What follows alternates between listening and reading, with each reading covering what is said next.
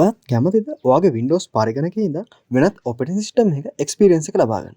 ඔයාට තේරෙන විදිහට කියනවා නම් ඔයාගේ Windows පරිගණකයේ ඉඳන්ම Linux, Kali Linux, Ubuntu, Android, Windows වෙනත් version එක මේ එකීමකින් නොකිය ඕනම operating system එකක් ඔයාගේ දැන් තියෙන පරිගණකයේම run කරලා බලන්න කැමතිද? එහෙනම් අද වීඩියෝ එක ඔයාට මේ වගේ දැනුමින් පිරි වටිනා වීඩියෝ දෙකකට නරඹන්න පල්ලෙහා තියෙන රතු පාට subscribe button එක ඔබලා අපිත් එක්ක එකතු වෙන්න පුළුවන්. එහෙනම් අපි යමු වීඩියෝ එකට. අපිට මේ වැඩේ කරගන්න දේවල් දෙකක් ඕන වෙනවා. එකක් තමයි අපිට ඕන කරන, ඒ කියන්නේ අපි ඉන්ස්ටෝල් කරන්න යන ඔපරේටින් සිස්ටම් එකේ ISO ෆයිල් එක ඕන වෙනවා. අනිත් එක තමයි අපිට VirtualBox එකක් ඕන වෙනවා. මම ඉස්සෙල්ලා VirtualBox එක ඩවුන්ලෝඩ් කරගන්න වෙබ් බ්‍රවුසර් එකක් ඕපන් කරගෙන ඒක සර්ච් බාර් එකේ ටයිප් කරනවා VirtualBox කියලා. ඊට පස්සේ මෙන්න මේ විදිහට එන රිසල්ට් ලිස්ට් එකේ උඩින්ම තියෙන URL එක ක්ලික් කරලා VirtualBox එක ඩවුන්ලෝඩ් කරගන්න අදාළ කරන වෙබ්සයිට් එකට යනවා. මේ වෙබ්සයිට් එකේ මැද ඔයාලට බලා ගන්න පුළුවන් download VirtualBox 6.1 කියලා තියෙනවා. අන්න ඒකල ක්ලික් කරායින් පස්සේ අපිට මෙන්න මේ වගේ බලා ගන්න පුළුවන්. මෙතන ඔයාලට බලා ගන්න පුළුවන් Windows host කියලා එකක් තියෙනවා. අන්න ඒකල ක්ලික් කරලා අපිට අදාළ කරන VirtualBox එක download කරගන්න පුළුවන්.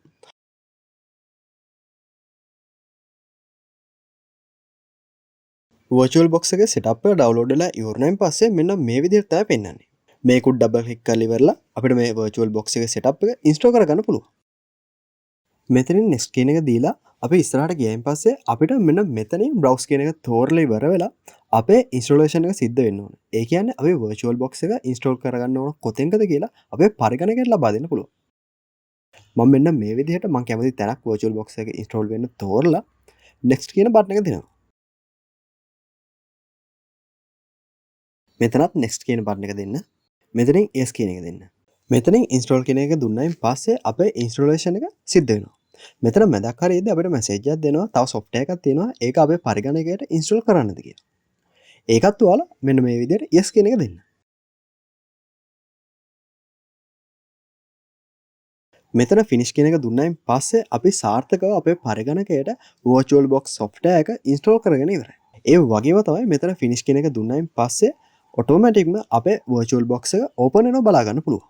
දැන් අපිට ඕන කරන්නේ අපි install කරන්න යන operating system එකේ ISO ෆයිල් එක. මම මේකට උදාහරණයක් විදිහට ඔයාලට පෙන්වන්න install කරන්න යන්නේ Kali Linux කියන operating system එක. මම ඒක download කරගන්න කලින් විදිහටම මම web browser එකක් open කරගෙන ඒක search bar එකේ type කරනවා Kali Linux කියලා. ඊට පස්සේ result list එකේ උඩින්ම එන link එකේ යනවා. එම ගියන් පස්සේ ඔයාලට බලා ගන්න පුළුවන් download කියලා බටන් එකක් තියෙනවා. අන්න ඒක උඩ ක්ලික් කරන්න. ඊට පස්සේ මෙන්න මේ විදිහට අලුතෙන් වෙබ් පේජ් එකට ඔයාව එකගෙන ආවේ. මේ වෙබ් පේජ් එකේ පල්ලෙහාටම ආවයින් පස්සේ ඔයාලට මෙන්න මේ වගේ බලා ගන්න පුළුවන්. මෙන්න මෙතන තියෙන download icon එක උඩ ක්ලික් කරායින් පස්සේ අපිට Kali Linux ISO ෆයිල් එක download කරගන්න පුළුවන්. මේ VirtualBox එකක් ඇතුලේ අපිට එක එක જાතිය operating system විශාල ප්‍රමාණයක් run කරන්න පුළුවන්. අන්න ඒ හින්දා අපිට මේ එක එක operating system එකෙන් system එකට ඒ අදාළ virtual machine එකට RAM එක, hard එක, VG එක වගේ දේවල් තෝරලා දෙන්න වෙනවා. අන්න ඒක කරන්නේ කොහොමද කියලා දැන් බලමු. මෙතන උඩ නිල් පාටින් වලට බලා ගන්න පුළුවන් new කියලා එකක් තියෙනවා. අන්න ඒක උඩ ක්ලික් කරලා ඉවර වෙලා මෙතන නම් විදිහට Kali Linux කියලා දෙන්න. මෙතන machine folder කියන එක default ආපු විදිහටම තියෙන දීලා මෙතන type කියන එක Linux කියලා දෙන්න. එතන පල්ලෙහා තියෙන version කියන එකට Debian 64 bit කියන එක දෙන්න. දැන් next කියන බටන් එක දෙන්න. මේ window එකෙන් අපි කරන්න ඕන අපේ virtual machine එකට අපේ RAM එකෙන් කොච්චර පාවිච්චි කරන් දෙනවද කියලා තෝරන්න ඕන. මෙතන වලට පේන දේ කොළ පාට සීමාවක් තියෙනවා. අන්නේ සීමාවට වඩා වැඩිපුර දෙන්න යන්න එපා. එහෙම දුන්නොත් වෙන්නේ ඔයාගේ machine එක stuck වෙන බානවා. මෙතනින් පස්සේ ගොඩක් අය වගේ අපිට ඕන කරන විදිහට setting ටික default ම set වෙලා තමයි තියෙන්නේ.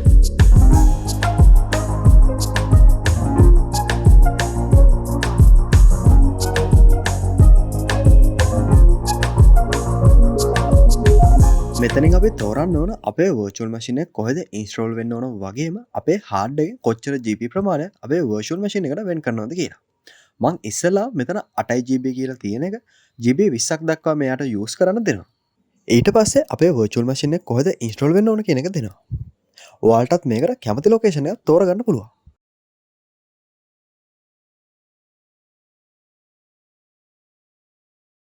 ඊට පස්සේ create කියන එක දෙන්න. ඊට පස්සේ මේකේ setting වලට ගිහිල්ලා setting වල system කියන එකට යන්න. ඊට පස්සේ processor කියන එකට යන්න. එතනින් අපි තෝරන්න ඕන අපි හදාගත්ත virtual machine එකට අපේ processor එකෙන් කොච්චර කෝ ප්‍රමාණයක් පාවිච්චි කරන් දෙනවද කියලා. ඔයාලගේ processor එකේ අණුව ඔයාලට කොච්චර කෝ ගණන් දෙන්න පුළුවන්ද කියන එක තීරණය වෙනවා. අන්න ඒ හින්දා මේ කොළපාට සීමාවෙන් එහාට යන්නේ නැතුව පුළුවන් තරම් කෝ ගණන් අපේ virtual machine එකට ලබා දෙන්න. ඊට පස්සේ ඔයාලා යන්න ඕන storage කියන එකට. ඒකට ගිහිල්ලා ඉවරලා empty කියන එක select කරලා ඉවර වෙලා මෙතන ඔයාලට බලා ගන්න පුළුවන් පොඩි round හැඩේ icon එකක් තියෙනවා. අන්න ඒක උඩ click කරලා choose this file කියන එක තෝරන්න. දැන් ඔයාලා කරන්න ඕන ඔයාලගේ ISO ෆයිල් එක තියෙන තැන මෙතෙන්ක ලබා දෙන එක. මගේ ISO ෆයිල් එක තියෙන desktop එකේ ISO කියන folder එක ඇතුලේ. මම මෙන්න මේ විදිහට මගේ ISO ෆයිල් එක තෝරනවා. ඊට පස්සේ OK කියන බටන් එක දෙන්න. අපි දැන් සාර්ථකව අපේ virtual machine එකට අවශ්‍ය කරන RAM එකේ ප්‍රමාණය, ඒ වගේම hard එකේ ප්‍රමාණය වගේම processor එකේ කෝ ගානත් ලබා දීලා ඉවරයි. දැන් අපි කරන්න ඕන අපේ virtual machine එක start කරන එක. ඒකට ඔයාලට මෙන්න මෙතන පේනවා ඇති start කියලා පොඩි icon එකක් තියෙනවා. අන්න icon එකට click කරායින් පස්සේ අපේ virtual machine එක open වෙනවා බලා ගන්න පුළුවන්. දැන් අපි සාමාන්‍ය විදිහට අපේ පරිගණකයට Linux install කරනවා වගේ අපේ virtual machine එකට Linux install කරගන්න සිද්ධ වෙනවා. මෙතනින් graphical install කියන එක තෝරන්න. මෙතෙන්දී arrow key මගින් එහාට මෙහාට යන්න පුළුවන් වගේම enter button එක මගින් OK කියන විධානය ලබා දෙන්න පුළුවන්.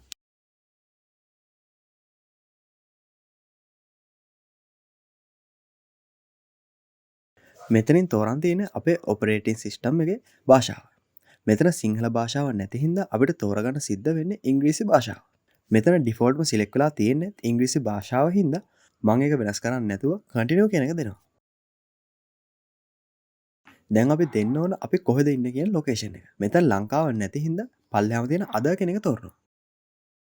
මෙතනින් එහාට තියෙන හුඟක් දේවල් ඔයාලට වීඩියෝ එක බලාගෙන තනියම කරගන්න පුළුවන්.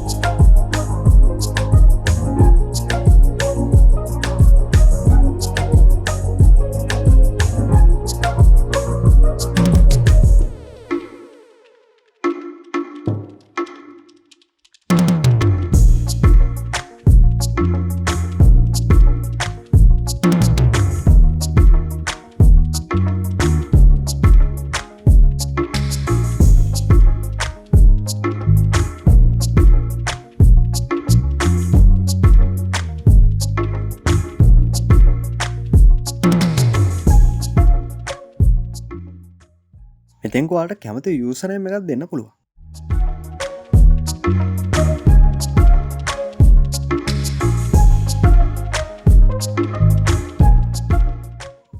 මෙතෙන් දෙන්න ඕන ඔයාගේ password.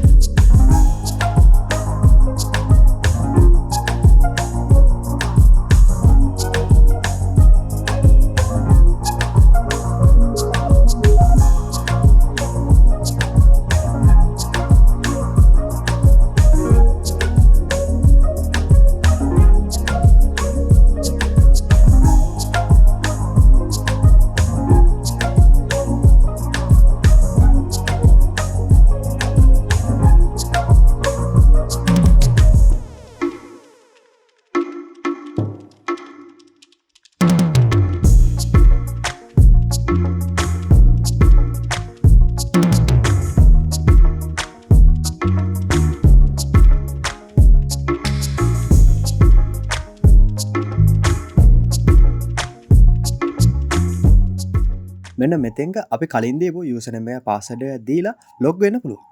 දැන් ඔයාලට පේන ඇති අපි කාලි ලිනක්ස් එක virtual machine එකක් ඇතුලේ කොහොමද සාර්ථකව ඉන්ස්ටෝල් කරගත්තේ කියලා.